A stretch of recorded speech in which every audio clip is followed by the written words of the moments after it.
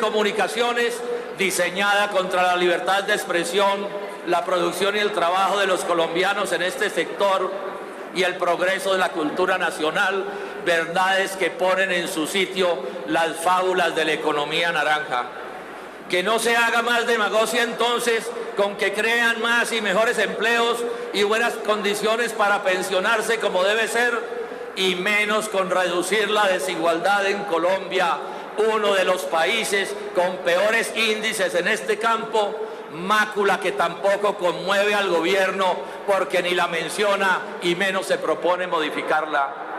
Tampoco plantea este gobierno cambios de fondo a las pésimas políticas de salud y educación que vienen de atrás.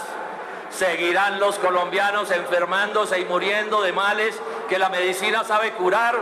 al igual que continuarán la crisis de los hospitales públicos y las clínicas privadas y las malas condiciones laborales y demás trabajadores de la salud. Y se mantendrá una política educativa que excluye a los hijos de los más pobres y condena a la clase media a reventarse para pagar una educación privada que suele ser cara y mala y no conduce a empleos de calidad, negándoles así a millones de compatriotas el principal mecanismo de ascenso social en una sociedad como la colombiana. Nada hay tampoco en el plan de subdesarrollo que enfrente la corrupción, que enfrente con seriedad la corrupción que se enseñorea en el país, haciéndoles daños mayúsculos de todo tipo. Es más, el presidente Duque le facilitó a su partido atacar la consulta anticorrupción y una vez cerca de 12 millones de colombianos la respaldamos en las urnas, hizo apenas el ademán de respaldarla, pero en realidad no puso el peso de su poder para hacer que las fuerzas políticas que lo eligieron la aprobaran en el Congreso. Ahí está como prueba la indignación nacional, porque se mantienen los pagos exagerados a los congresistas y porque un puñado conserva el privilegio de no pagar en prisión las penas por sus delitos. Constituye también un gravísimo desatino del gobierno empecinarse en la orientación del Ministerio de Defensa, dada la desconsideración e incapacidad, para decirlo menos, con la que se ha tratado a los asesinatos de tantos reinsertados y líderes sociales que horrorizan a los colombianos, y los serios problemas internos en el ejército a los que juegan a aplicarles el tapen-tapen. Especialmente mal cayeron dos posiciones del presidente Iván Duque, inspiradas en la destructora idea de que todo vale. El haber nombrado y atornillado en el Ministerio de Hacienda a Alberto Carrasquilla, a pesar de que había pruebas de sobra para concluir que no era digno de ese cargo, y haber ayudado a sostener con el respaldo de los mismos, con las mismas, a Néstor Humberto Martínez como fiscal general de la Nación, el peor que hayamos padecido los colombianos, según lo demostraron hasta la saciedad sus conductas en el caso de Brecht. Su actitud hacia Martínez impide ser optimista sobre la persona que el presidente Duque escogerá para reemplazarlo. Se equivocan también en exceso el presidente Duque, en acuerdo con el senador Uribe y su partido, cuando se empecinan en no cumplir o hacerlo a medias y a regañadientes las normas constitucionales y legales sobre el proceso de paz, y más cuando maniobra para desacreditarlo por los actos de los pocos que no han cumplido, en vez de jugarlo por los actos de los muchos que sí lo han hecho y por el resultado evidente, demostrado hasta la saciedad, de que sí se redujo en grande la violencia en el país. También les hace mucho daño a los colombianos usar el poder del Estado para desacreditar con justicia, con argucias, la Justicia Especial de Paz y a las Cortes Suprema de Justicia y Constitucional.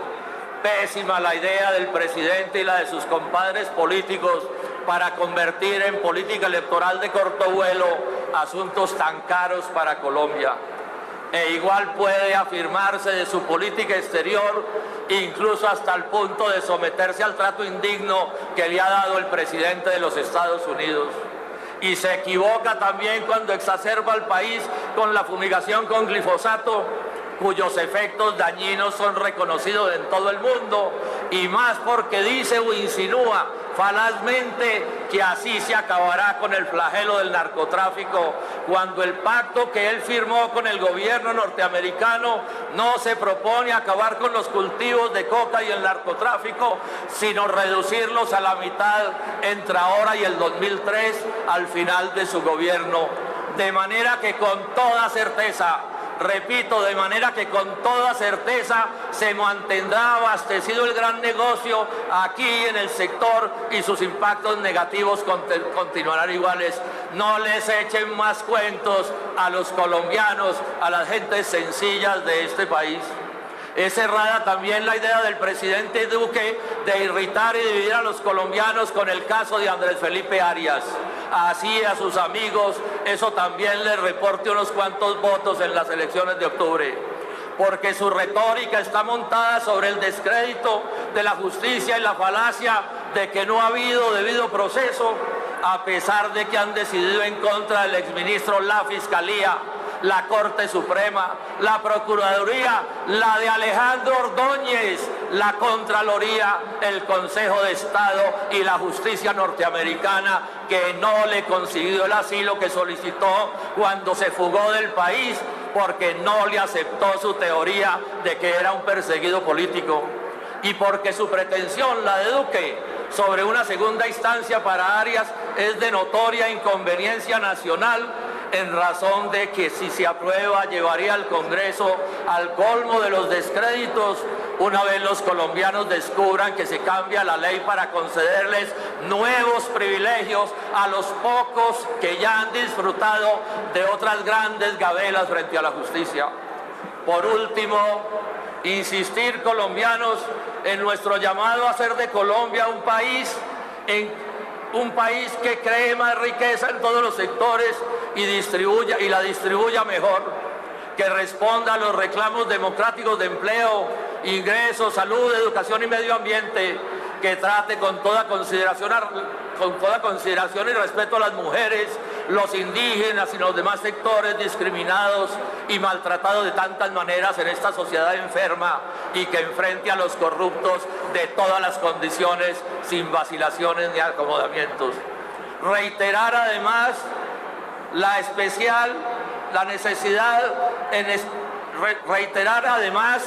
en especial nuestra posición sobre la necesidad de que con dedicación y urgencia logremos que cesen los asesinatos de los reinsertados y los líderes sociales y de los colombianos de cualquier condición,